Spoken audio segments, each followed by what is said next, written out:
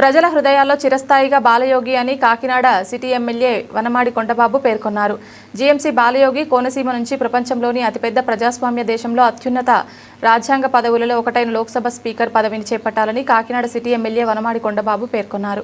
బాలయోగి వర్ధంతి సందర్భంగా ఆయన విగ్రహానికి పూలమాల వేసి నివాళులర్పించారు. సందర్భంగా ఆయన మాట్లాడారు. బాలయోగి ప్రస్థానం ప్రజల పట్ల ఆయనకున్న అంకితభావాన్ని, ప్రజాస్వామ్య విలువల పట్ల ఆయన నిబద్ధతను ప్రతిబింబిస్తుందని తెలిపారు. నిరాడంబరమైన జీవన శైలితో బాలయోగి ప్రజల మనసులు గెలుచుకున్నారు. భారత పార్లమెంటరీ చరిత్రలో మాత్రమే కాదు, ప్రజల హృదయాల్లోనూ ఆయన చిరస్థాయిగా నిలిచిపోయారని ఆయన అన్నారు.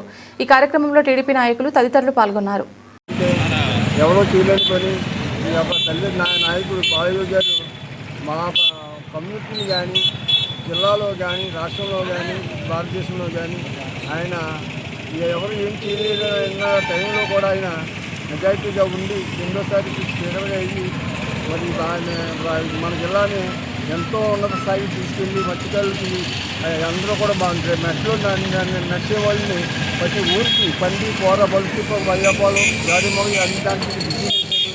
ఈరోజు నాకు అది కూడా నాకు చాలా ఆనందం. మరి ఈరోజు మరి చెప్పాలంటే ఆ స్థాయి తీసుకుని వ్యక్తి ఎవరైనా ఉన్నారు చంద్రబాబు నాయుడు అని చెప్పాలి.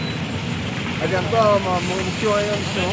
ఆ తర్వాత అందరికీ మన వనమాడి కొండబాబు సత్యనారాయణ గారు నేను కూడా వాళ్ళు కూడా ప్రోత్సాహంతో నేను అన్ని ఇదంతా కూడా మరి నా బాలయ్య వాళ్ళే జరుగుతుంది. అందరికీ కూడా అందుబాటులో ఉన్నారు. అందరికీ కూడా మనం కృష్ణమేనండి బాలయ్య గారు వల్ల మాత్రం కూడా కృష్ణమేరుతో నాకు బాగా చేస్తున్నాం. పొలిటికల్ నుంచి కూడా ఆయన తగ్గించాడు. అది కూడా చేయాలి, మన నాన్నగారు తీర్చిదిద్దాలి అని ఆశతో ఆయన కూడా ముందుకు వచ్చి చక్కబెడుతున్నారు. ఇదంతా బాలయ్య గారు 24వ వర్ధంతి కార్యక్రమం కాకినాడ సిటీ శాసనసభ్యులు వనమాడి కొండబాబు గారి ఆధ్వర్యంలో బాలయోగి బొమ్మ దగ్గర జరిగింది ఈ కార్యక్రమం. ఈ యొక్క కార్యక్రమం బాలయోగి గారికి ముఖ్యమైనటువంటి వ్యక్తి, బాలయోగి గారు విధేయత కలిగినటువంటి వ్యక్తి బొట్టి దేవరాజు గారు. ఎస్సీలైన మేము కూడా చేయలేం, కానీ ప్రతి సంవత్సరం కూడా ఆయన పుట్టినరోజుకి, ఆయన వర్ధంతి కార్యక్రమానికి ఈ యొక్క బాలయోగి స్టాట్యూ దగ్గర ప్రతి సంవత్సరం కూడా కార్యక్రమం చేసే వ్యక్తి మా బొట్టి దేవరాజు గారు.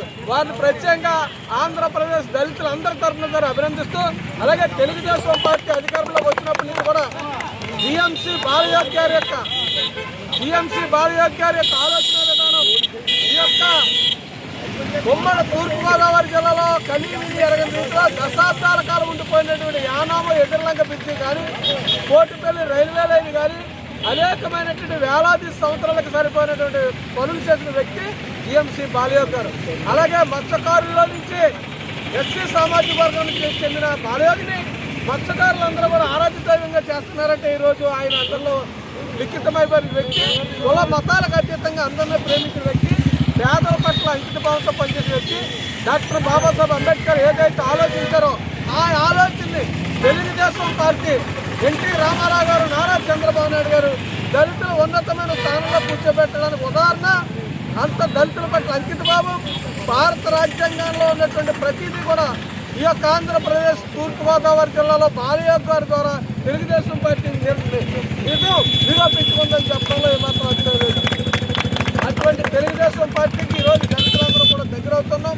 నిన్ననే చూసినట్టుగైతే అనేక మంది చనిపోవడం జరిగింది బాంబ్ బ్లాస్టింగ్లో. దానికి కూడా నారా చంద్రబాబు నాయుడు గారు సెక్యూరిటీ కానీ ఇంకోటి కూడా లేకుండా ప్రజల పట్ల ప్రజల అంకిత భావంతో ఎలాగున్నారో అటు వచ్చి ప్రతి కుటుంబానికి కూడా ఎక్స్ప్రెస్ 12 గంటలు తిరగకుండా ప్రకటించినటువంటి వ్యక్తి, పేదల భావంతో ముందుకెళ్తున్న పార్టీ తెలుగుదేశం పార్టీ.